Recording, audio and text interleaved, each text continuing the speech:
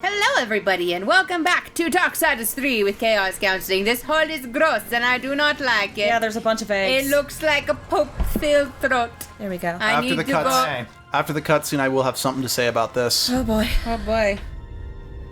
I'm sorry, that wasn't in relation to that. That's fine. Oh, gross. Ah, yeah. I saw the heels and I was like, dang, who's killing it? Fantastic. Who the fuck are you? Your day of reckoning is at hand, Sloth. You will be judged in combat like all the others. Darling, please. Do I look like I'll be fighting anything or anyone anytime soon? You are have no fat choice. motherfucker. There's always a choice, darling. I choose not to choose. Too much of a bother. I'd laugh at you, but it's too much effort. Don't take offense. You're playing your part well in our wee morality play. But really, why bother? It's the apocalypse. I'm not here. Woo. I'm completely over it. My sole concern is comfort.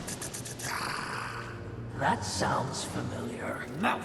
And as you can see, I have my many minions for that. It's all they live for. You should try it. I've bought you a few flavors if you'll just relax.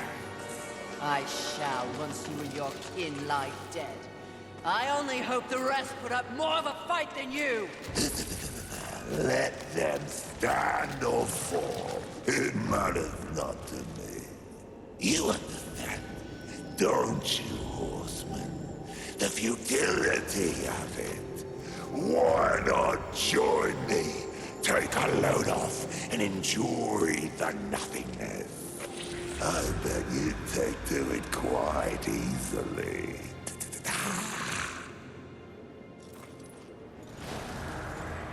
Would you abandon your mission? No.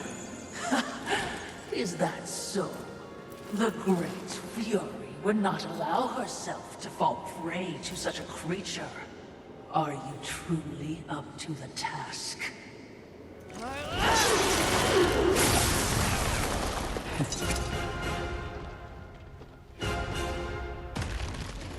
So, fun fact, this was the very first sin that was revealed for this game. Yep. Oh, that's cool. Another thing I do kind of like about it is, you know, in the early stages of the game, back I think even before we lost Rampage, we actually were like across the way and we saw Sloth sitting there. So I thought, oh, the boss fight's coming up soon just because, again, he was the first one revealed. Mm-hmm. But he's like the second or third to last. Yeah. Oh, his chair. Oh, his little wingu. He got And boo. so the irony about his death, he's Sloth, but he just got up to fight you. Yeah.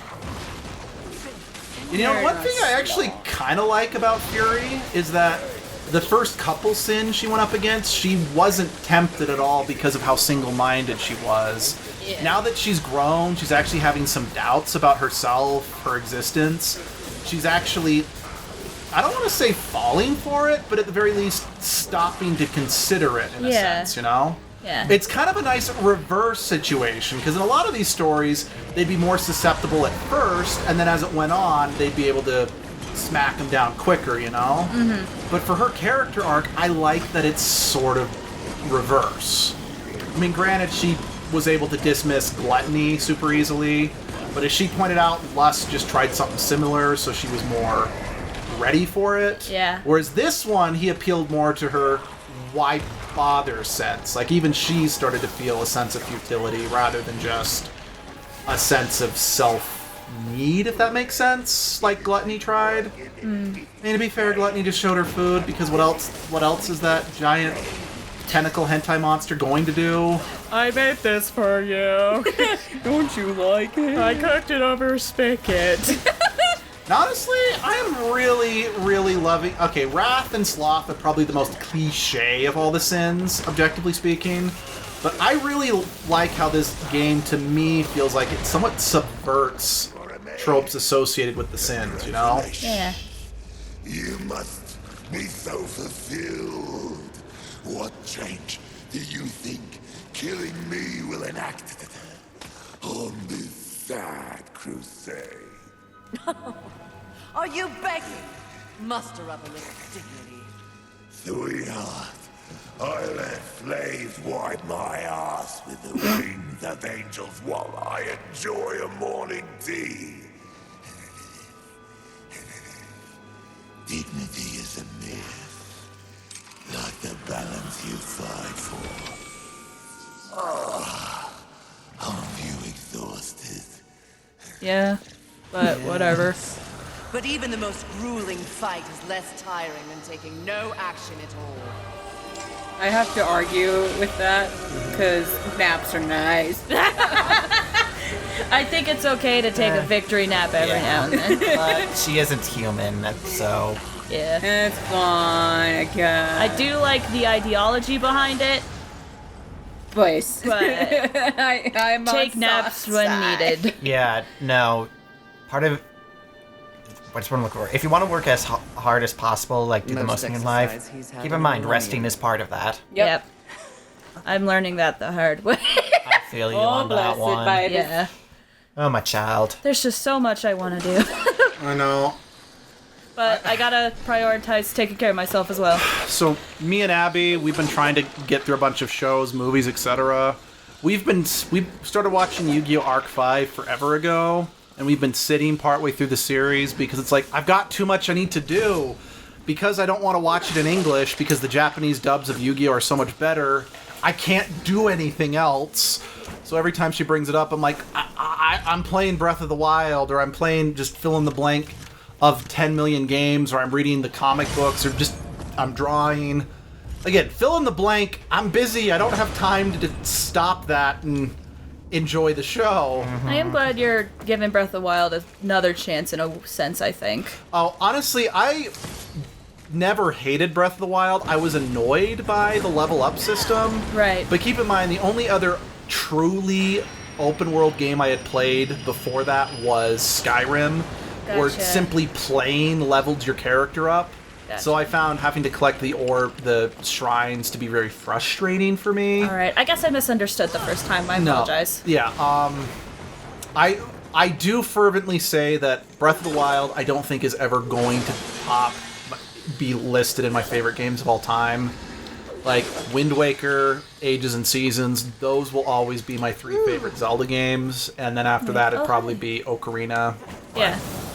Yeah. But it's still a pretty good game. Yeah, no, if I made it seem like I hated Breath of the Wild, that wasn't my intention. I think I misunderstood, so that's first my bad. playthrough, I just burned out of Breath of the Wild. I think what happened is Sonic Forces came out, so I decided I'm going to take a break to play Sonic Forces because it'd be a quicker game to play through. Gotcha. I'm sorry, that freeze. Yeah. And then I ended up getting really into Sonic Forces, so I ended up playing it a decent amount. Yeah. And then just other games came out for the Switch. I think it was Fire Emblem Warriors that then, or maybe it was vice versa. Mm-hmm. Either way, those two games came out in procession, and then at that point, for me at least, I'm like, I've been away from the game too long. I don't think I'd be able to just pick up my file that was like halfway done with the game. I just would have to start over, and I just wasn't in the mood for starting a and I sandbox game like that. I also have like a similar opinion. As much as I want people to play games that I like, I've also have the mindset, because I learned from bad experience, that you need to also make sure that the other person you want to play the game is in the mood for it. Because that's how they're going to get the most enjoyment out of it. I mean, I used to recommend Tales of Symphonia to everybody, but now, A, because it's such an old game, and B, before it was re-released on the PlayStation and Steam, it was hard to get a copy of. I realized it was a little too niche for everyone to get the most out of it. Fire Muffin! Oh my god! My Fire Muffin, protect us! Especially since a lot Fire of Muffin, you're useless. a lot of the people at the time, most of us were all in college or working, and it's like, I'm asking them to take on at minimum a 40-hour game. Well, I'm sure most of them just don't have time for that anymore. I mean, I guess I should say if it makes you feel better. But again, people have to be in the right mood for it. I'm playing through Octopath Traveler, so I'm doing that. So if I could do that, yeah, I mean, don't get me wrong, I'm the same way. And it's like, I know I need a balance, because, like, I was playing through Paper Mario Color Splash. Right. I'm like, I'm going to beat it again, but because, I've said many times, because it wasn't like the first 2 games, I was having trouble getting through it. I put it down, I played Jurassic Park Evolution for a while, and then I picked it up and got right back to it, since... Yeah. Yeah. One day okay, Color Splash is... For the Wii U. Yeah, the one after Sticker Star. Yeah. I have heard about it, and going through my translation of how people opinionate games, I'm like, I think I want to try it, if that makes sense. Watching Luke play it, I'm actually really wanting to play it, but I'm going to play all the other ones first. I think you should, honestly. See, as much as I'm like, oh yeah, go ahead. I think it would be fun if you... Because here's something I do really want to say about Color Splash, as much as there are so many elements of the game that frustrate me to hell and back. It is visually the best paper, and I know that that's easier because it's on the newest software. Right. I mean, Wii U, so it's not newest current, but of the games, it was on the... Yeah. But I love everything about the visuals. I love that again, I haven't played Sticker Star. I've played all of them but Sticker Star. But I like the fact that all the levels are made of cardboard. It takes full use of the fact that the characters are made of paper. Mm-hmm. So, I mean, I know that Paper Mario originally was just... I think it was kind of a joke. It's like the way they designed the game, they kind of looked like they were made of paper, and they just ran with that. But, yeah. Sorry, I didn't mean to interrupt. Yeah. I heard that the dialogue in Color Splash is also really it's hilarious. well done. Okay, I'm going to say this. As disappointed that I am, you don't have traditional companions, because those were always the best part of the first 3 games. Huey, the paint can, like, he's not a combat companion, he's kind of like the first butterfly you get in Super Paper Mario. Uh-huh. So he's not a combat character, he's just more there for story. Right. He's hilarious. He has so much character, the dialogue is so funny.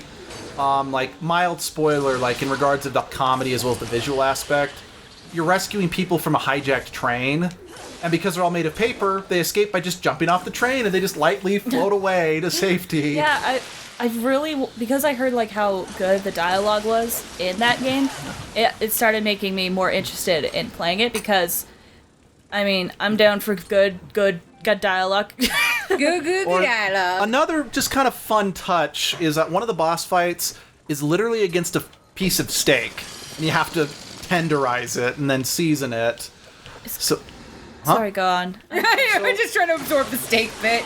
My I'm problem thinking. just with the game is I've never been a fan of, like, I wanted a more, because, like, as much as I don't like Super Paper Mario, the levels were still interconnected naturally. Like, sure, you'd have a hub world technically, but I'd say no more than the first 2 Paper Mario games, whereas Sticker Star and Color Splash, you have a more traditional Mario overworld, and you go into individual levels that way. Right. Now, the counter argument is that you end up getting a lot more variety from that, but the levels feel less interesting. Like, because you end up with a bunch of really boring levels, and then, like, maybe 5 ones that really stand out, and I'm like, okay, that was good. I really like that. Because, like, the train level was really good. There's a forest where, you know, the sizes get wonky. That one's fun. There's a circus level that, unfortunately, it's really small, but I do like the general feel of it, you know? Yeah. Well, because of the loading glitch, it just kind of shoved me off the ledge there. How rude. The best way I can describe Color Splash is, I haven't beat it, I'm almost done with the game, is that there is too much, there is tons I like about it, but there are just as many things that I find legitimately frustrating. So it's like, I don't love this game, but I don't hate this game, but I can't love it either. Mm-hmm. It's just kind of existing in a space that it's just like, meh. Yeah. I've played worse, but I've played 10 million times better. Yeah. It's unfortunate. That's the only way I can really describe the game. I'll still try it, I think. No, and I recommend at least playing it, because honestly, I was hooked. For the first half of the game, I was loving it despite how much I didn't like the lack of traditional companions and the level. Oh, I also don't really like the cards, because, you know, your attacks are one-time use things. I really don't care for that, but I could get past it. What really kind of sunk the game for me were the items you found around the stage, which initially were a lot of fun, because it's like, oh, you find a hairdryer, you squeeze it dry to get the paint out of it, and then it becomes a card you could use. But then almost all the boss fights, the puzzles, they're dependent on these things, so it just kind of becomes frustrating, because it's like, hey, I use this card, then I have to run back and get another copy of it to use in this other puzzle. Again, it's not that it's bad, it's just taxing. I know a lot of people that don't necessarily like card systems in games, so you're good. I don't hate card systems, but to be perfectly honest, there's only one game series that actually did it in a way that I felt justified it. Because, like, I still stand by in Paper Mario Color Splash, as fun as the paint mechanic is, you could have just given Mario his traditional hammer and shoot, his jump, and it would have been fine. And his badges from the first, but I can get over it. The only game series, and I'm sure Sunshine will agree with me, that truly had a good card-based system was Lost Kingdom. And even then, the first game was still too bloody hard with it, even if the game itself was still pretty damn fun. I can't really input because most of the card, I think, off the top of my head, the card game that I have played the most of is Slay the Spire, which is already like you have a deck, so it's that kind of card system, and you just draw from the deck. So I can't really input it. Yeah. I haven't tried Chain of Memories, and if I'm perfectly honest, I don't think I want to. It looks really hard. Goodbye, 6 plus 69% arcane damage. Oh, goodbye, nice. So, because, Chain of Memories being, sort of a pseudo recap of the first game, from the advertisements, I thought it was a remake of the first game for the Game Boy, which is why we didn't have a PlayStation, so when I saw that it was coming out for the Game Boy Advance, I'm like, we gotta get that. We can finally play Kingdom Hearts, not realizing it was its own game, so we were hella confused, to say the least. Oh, I bet. I knew it was different just because I saw my cousins play the original Kingdom Hearts, and when I saw the commercial for Chain of Memories, there was a new blonde-haired girl in there, and we were like, oh, it's different! Because I knew that, because there weren't any blonde characters before except the princesses. But that is an episode, unless we wanted to make sure we cover anything else. I'm good. Okay, cool. So I guess we'll see you guys in a bit. Alright, be right back. Bye!